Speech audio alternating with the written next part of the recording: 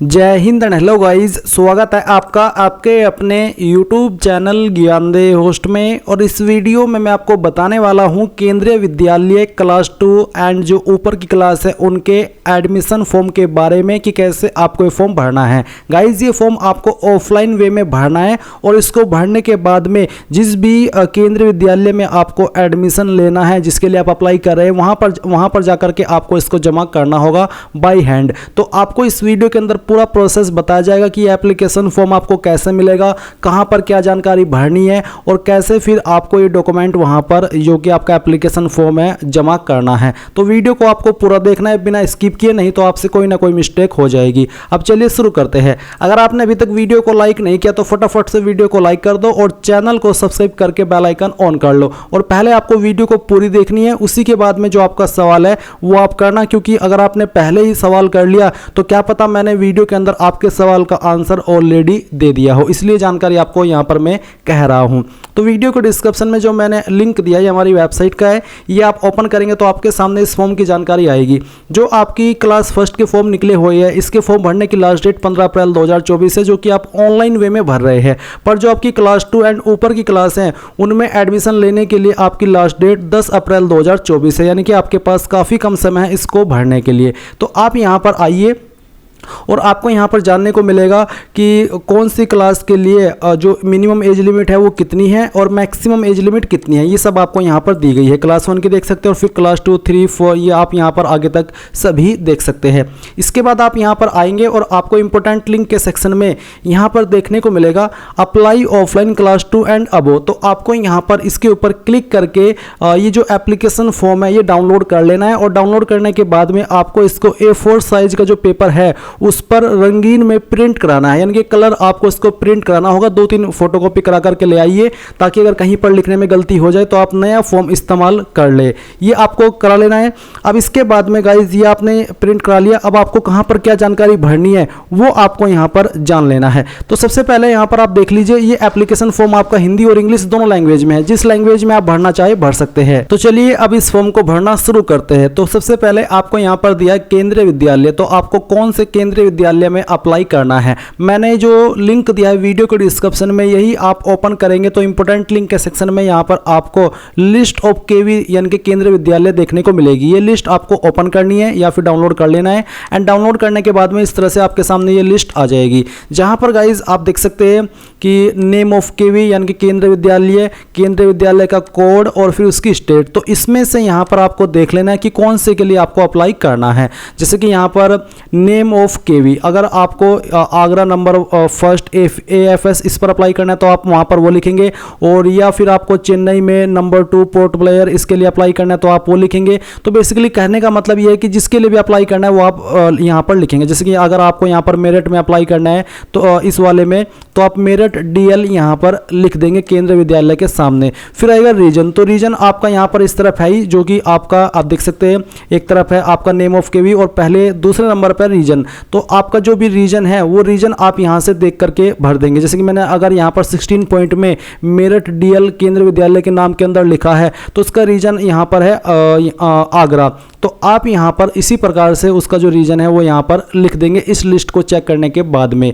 फिर यहां पर paste latest passport size photograph of the child, बच्चे का यहां पर कलर फोटोग्राफ आपको लगाना है, इस जगह पर चिपका देना है उसको।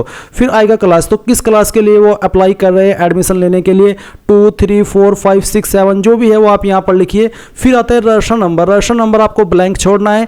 ये आपका कॉलेज के द्वारा भरा जाएगा, यानी कि अगर वो आपके फॉर्म को एक्सेप्ट करते हैं, वहां पर सीट खाली है तो फिर उनके द्वारा आपको यहां पर रजिस्ट्रेशन नंबर मिल जाएगा। ये आपको अभी के लिए खाली छोड़ देना है। इसके बाद पहला ऑप्शन है विद्यार्थी का पूरा नाम, तो आपको यहां पर उनका नाम लिखना है। अगर हिंदी में लिख रहे हैं तो हिंदी में लिखेंगे और अगर इंग्लिश में लिख रहे हैं तो आपको अंग्रेजी के बड़े अक्षरों के अंदर बच्चे का पूरा नाम यहां पर लिखना होगा। फिर आपको जेंडर बताना है, जैसे कि मेल, फीमेल या फिर थर्ड जेंडर जो भी है उसी के सामने आपको राइट का निशान लगा देना है।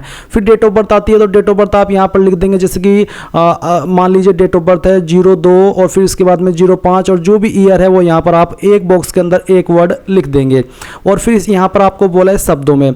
ऊपर की तरफ आपको 3 पॉइंट में डेट ऑफ बर्थ यहाँ पर लिखनी है आपकी फिगर्स में, और नीचे है शब्दों में। तो शब्दों में जैसे कि आप यहाँ पर लिख सकते हैं 0205, ये इस तरह से आप उसको लिखेंगे। फिर आएगा 4.14/2024 तक आपके बच्चे की उम्र कितनी होती है। तो इसके लिए आपको कैलकुलेट करना होगा। आप गूगल के अंदर जाइए, एज कैलकुलेटर सर्च कीजिए, पहले वेबसाइट ओपन कर लीजिए।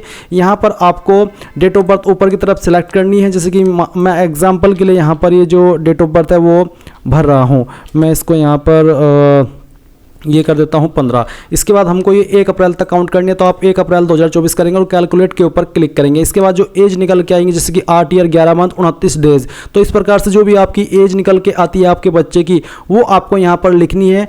ईयर के सामने ईयर, मंथ के सामने मंथ और डे के सामने डे। इसके बाद आता है 5 पॉइंट बच्चे का रक्त समूह, यानी कि उनका ब्लड ग्रुप क्या है। अगर आपको पता है तो आप यहाँ पर भर दीजिए, नहीं तो आप इसको खाली छोड़ सकते हैं। 6 पॉइंट है कैटेगरी, तो आपके बच्चे की कैटेगरी कौन सी है वो कैटेगरी आप यहां पर लिखेंगे। जनरल, SC ST जो भी है उसके नीचे आपको राइट का निशान लगा देना है। 7 पॉइंट है अगर बच्चे का आधार कार्ड अवेलेबल है तो आप यहां पर आधार कार्ड का नंबर दे दीजिए। फिर आता है माता पिता का विवरण, तो यहां पर जो आपके मदर एंड फादर है बच्चे के, बेसिकली उनकी जानकारी आपको देनी है। तो सबसे पहले नेम इन कैपिटल लेटर, तो बड़े अक्षरों में पहले आपको यहां पर माता का नाम लिखना है, फिर यहां पर फादर का नाम लिखना है। नेशनलिटी में आप INDIAN यानी कि इंडियन लिखेंगे दोनों में। फिर ऑक्यूपेशन, मदर क्या करती है और फादर क्या करते हैं, जैसे कि फार्मर है या फिर कोई जॉब करते हैं या फिर सेल्फ एम्प्लॉयमेंट है या फिर हाउसवाइफ है, क्या है वो आप यहाँ पर लिख दीजिएगा। फिर आता है कार्यालय का नाम, पता जहाँ पर वो काम करते हैं। अगर आप कोई जॉब कर रहे हैं तो आपको यहाँ पर उसका नाम और उसका जो एड्रेस है वो देना है। अगर आप हाउसवाइफ है तो आप इसको खाली छोड़ सकते हैं। फिर यहाँ पर पूर्ण आवासीय पता एवं दूरभाष, फुल एड्रेस आपको यहाँ पर आपका देना है, यानी कि मदर का और फिर फादर का। विद्यालय से दूरी कितने किलोमीटर है, तो ये जो आपने विद्यालय ऊपर सिलेक्ट किया है उससे आपके घर की दूरी कितनी है वो आपको किलोमीटर में यहाँ पर आपको बताना है। फिर आपकी वार्षिक इनकम कितनी है, अगर कुछ नहीं है तो आप यहाँ पर 00 लिख देंगे, और अगर फादर की है तो उसकी यहाँ पर जो भी है एनुअल इनकम वो आपको लिखनी होगी। पिछले 7 वर्षों में स्थानांतरण की संख्या, क्योंकि इसमें गवर्नमेंट जो ऑफिसर है या फिर गवर्नमेंट जॉब करते हैं उन्हीं को फॉर्म भरने का मौका मिलता है। तो आपको बताना कि पिछले 7 वर्षों में 31 मार्च 2024 तक आपके कितने ट्रांसफर हुए हैं, जितने भी हुए हैं उनकी संख्या आपको यहाँ पर लिख देनी है अगर आपके ऊपर एप्लीकेबल हो रही है। फिर यहाँ पर अगला पॉइंट है माता पिता की सेवा श्रेणी, केविंस के प्रवेश दिशा निर्देशिका 2024-25 के अनुसार आपको यहाँ पर देनी है। माता पिता की जो सेवा श्रेणी है वो कौन सी है आपको यहाँ पर बोला है, service category of the parent as per KVS admission guideline 2024-2025। तो इसके लिए आपको गाइज इसमें नोटिफिकेशन के अंदर जाना होगा। अब गाइज यहाँ पर ये जो 2 पॉइंट देख सकते हैं, इसमें आपको यहाँ पर वो जो कोड है वो दिए गए हैं। जैसे कि पहला यहाँ पर कोड है सेंट्रल गवर्नमेंट एम्प्लॉई, फिर यहाँ पर स्टेट गवर्नमेंट एम्प्लॉई, फिर तीसरा ट्रांसफरेबल और फिर इसके बाद में ट्रांसफर, फिर आपका 5th। फिर इनकी जो प्रायोरिटीज इन एडमिशन है उनकी और डिटेल में जानकारी दी है। जैसे कि केंद्रीय विद्यालय अंडर सिविल डिफेंस सेक्टर, उसमें कौन कौन आते हैं उसकी जानकारी आपको यहाँ पर दी गई कि children of transferable and non transferable central government employee and children of ex serviceman. तो आप यहाँ पर कोड फर्स्ट सेलेक्ट करेंगे। अगर 2 है तो आप 2, तीसरे की कैटेगरी में आप आते तो तीसरा, 4th की कैटेगरी में आते तो 4th, और 5th की कैटेगरी में अगर आप आते तो आप यहाँ पर 5th सेलेक्ट करेंगे। तो आपको उनकी डेफिनेशन यहाँ पर देखनी है, और इन डेफिनेशन को देखने के बाद में आप किस श्रेणी में आते हैं वही श्रेणी आपको यहाँ पर कोड में लिखनी है। 1 2 3 4 जो भी है वो आप यहाँ पर लिखिएगा। इसके बाद में गाइज यहाँ पर आपका आता है कर्मचारी कोड। यदि अगर आपके पास कोई कर्मचारी कोड है, एम्प्लॉय कोड, तो आप यहाँ पर लिख दीजिए, नहीं तो आप इसको खाली छोड़ सकते हैं। फिर यहाँ पर आपका ईमेल एड्रेस आप देंगे, फिर आप यहाँ पर देखेंगे अभिभावक के हस्ताक्षर, तो आपको यहाँ पर आपके साइन करने, डेट डालनी है कि किस डेट में आप इस फॉर्म को भरे हैं। फिर आता है आपका सर्विस सर्टिफिकेट, तो आप अगर केंद्र सरकार के एम्प्लॉय है तो आपको यहाँ पर ये वाला भरना है। अगर आप यहाँ पर राज्य सरकार के एम्प्लॉय है तो आप यहाँ पर ये भरेंगे। अगर आप यहाँ पर फिर उसके बाद में गाइज आपको बताना है certificate of number of transfer, आपके कितने ट्रांसफर हुए हैं उसके लिए आपको ये सर्टिफिकेट भरना। यहाँ पर आपको आपका नाम देना है, फिर यहाँ पर आपको डेजिग्नेशन यानी कि किस पोस्ट पर काम करते हैं और ट्रांसफर की संख्या कितनी है वो आपको यहाँ पर लिखनी है। और साथ ही साथ आपको उनकी जानकारी भी भरनी होगी, जैसे कि पहला कार्यालय यूनिट, फिर पैलेस, फिर यहाँ पर रैंक यानी कि पद का नाम, फिर किस डेट से किस डेट तक, और इसके बाद में ठहरने की अवधि कितनी थी, ऑर्डर नंबर क्या था वो आप यहाँ पर लिखेंगे। इस तरह से आप इसको भर देंगे। फिर नीचे यहाँ पर माता पिता के हस्ताक्षर हस्ताक्षर होंगे, यहाँ पर काउंटर साइन होंगे, ये आपको फिर से भरना होगा। यहाँ पर नेम डेजिग्नेशन भरना होगा, पैलेस दिनांक ये सब भरना होगा। ऑफिस का नाम, यहाँ पर ऑफिस का जो डिटेल है वो यहाँ पर देनी होगी, डेट डालनी होगी। फिर आएगा ये उनके लिए फॉर्म जो कि डाइड इन हार्नेस सर्टिफिकेट, सेवाकालीन मृत्यु प्रमाण पत्र है, जो कि सेवा के अंदर जिनकी मृत्यु हुई है उन कैंडिडेट को ये फॉर्म भरना है। और उसके बाद में आप नीचे आएंगे, देखेंगे इसमें कुछ नहीं है, तो जो भी सर्टिफिकेट आपके ऊपर एप्लीकेबल हो रहा है वही आपको यहाँ पर भरना है। और इसको भरने के बाद में आपको जिस भी केवी के लिए, केंद्रीय विद्यालय के लिए आपने यहाँ पर एडमिशन किया है वहाँ पर जाकर के इसको देना होगा। मैं आपको एक बार दिखा देता हूँ, नोटिस एक और आया था, कौन सा नोटिस था मैं आपको एक बार यहाँ से दिखाता हूँ।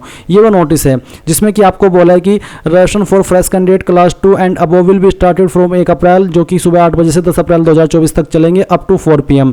इफ वैकेंसीज एक्सिस्ट, अगर वहाँ पर वैकेंसीज अवेलेबल है, the duly filled up form needs to be submitted to the office of the principal in the respective K, जो भी आप यहाँ पर केंद्रीय विद्यालय के लिए अप्लाई कर रहे हैं उसके प्रिंसिपल ऑफिस में आपको इसको जमा कराना है। All information regarding admission and registration form for class 2 and above are available in the विद्यालय वेबसाइट रजिस्ट्रेशन। तो बेसिकली आप यहाँ पर जाएंगे और सभी जानकारी आपको रियल देनी है, कोई भी जानकारी अगर फेक पाई गई तो आपका जो फॉर्म है वो कैंसिल कर दिया जाएगा। एंड आपको ये जो नोटिफिकेशन है दूसरे वाला मैं आपको दिखाता हूँ, ये वो नोटिस है जो कि आपको इसमें यहाँ पर बेसिकली डॉक्यूमेंट की जानकारी आपको दी गई होगी। मैं एक बार यहाँ पर सर्च करता हूँ कि डॉक्यूमेंट्स क्या क्या आपको बनाने होंगे।